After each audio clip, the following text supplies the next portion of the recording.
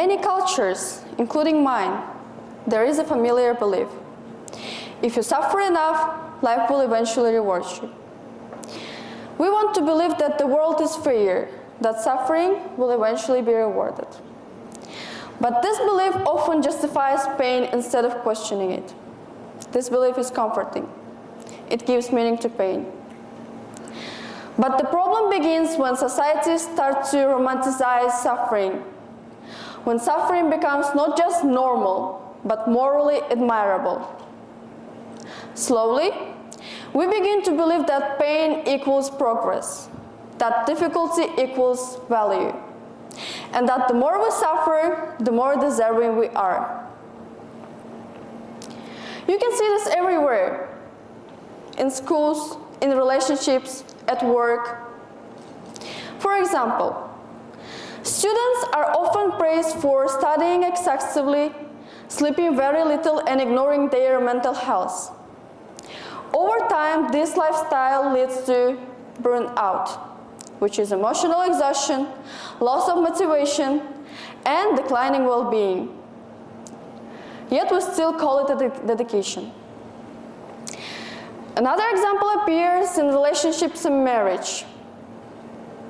In many societies, women are taught that sacrifice is proof of love. They give up their ambitions, their boundaries, and sometimes their identity, believing that loyalty and endurance will be rewarded. They do it because they believe they will receive the same. But in reality, sacrifice doesn't guarantee respect. Sacrifice doesn't protect from betrayal. Yet, when things fall apart, we're still here. She endured so much, as if endurance alone were a victory.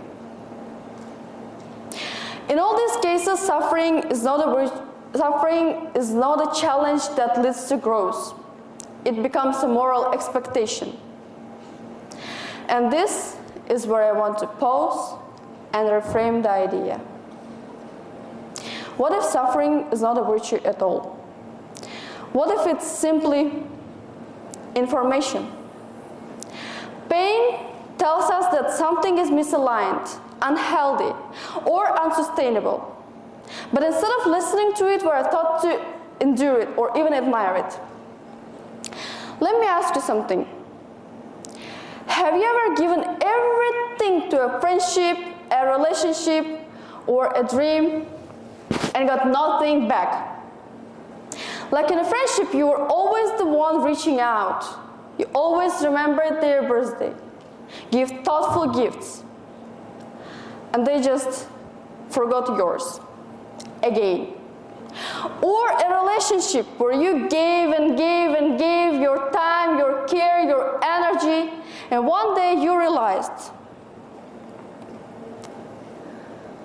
they weren't loving you. They were just using you. Raise your hand if any of these feels familiar.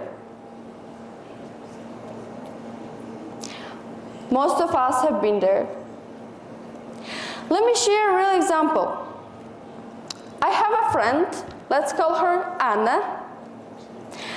Anna was in a relationship where she gave everything, starting from her time and care, ending with her dreams. She used to dream to apply to, let's say, Harvard University and study there, for example. But her partner forced her to stay because he didn't want her to leave. So she did. She stayed with him. But her partner took it all for granted. Over time, her partner started to be abusive and neglectful towards her feelings. When she tried to talk about her pain, he dismissed her. He told her she was too sensitive. And Anna did what so many of us would do. She endured 4 years. Until one day, when she realized she had a choice. She had two paths. First, path A. Let's call it the waiting room.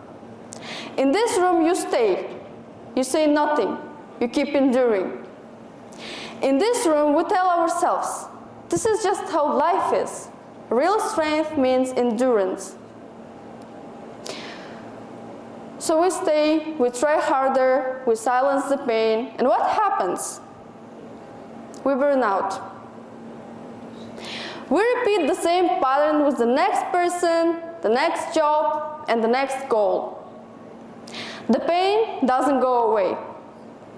It becomes the part of who we are. Or there is a path B. Let's call it the X door. Path B is uncomfortable at first, because instead of asking, how much more can I take? You ask a different question. You ask, what is this trying to tell me? What can I learn from it?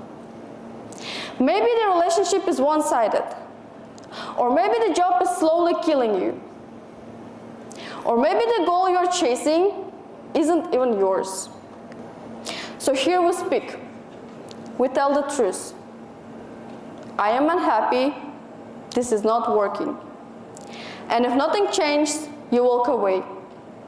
You choose differently. Even if it's difficult. Even if no one else understands you. Anna walked path A for years, but then, when she came to the realization, she asked herself that question. And the answer was terrifying. The answer was, this relationship isn't helping me to grow. It teaches me to disappear. So she acted. She chose path B. She had the conversation she had avoided for years. And this is what I call awareness. Not overthinking, not endless reflection. Awareness is an action guided by understanding. It has 3 steps. First, notice. See the pain. Do not suppress it. Do not glorify it. Just see it. Second, interpret. Ask, what is it telling you? Not how can I survive this, but what is this trying to teach me? And 3, act. Choose differently. Even if it's difficult, even if no one else understands, you choose differently. Because awareness without action is just a pain with a beautiful name. For the exhausted student, it means asking, am I learning or am I simply suffering?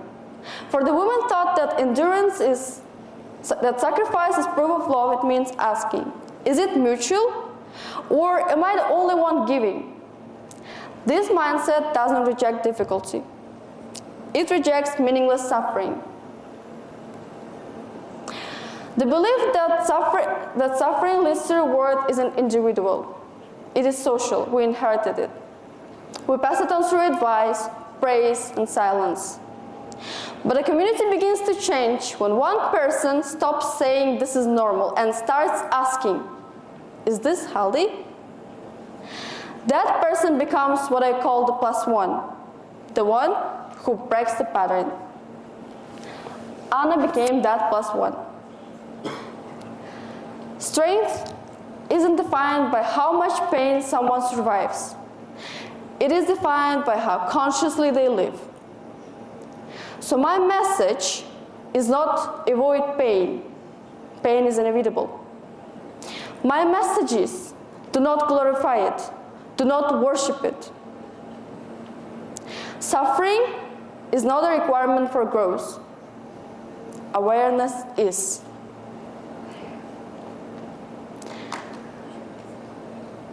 Next time you're in pain, do not ask, how long must I endure? Ask, what is this trying to teach me?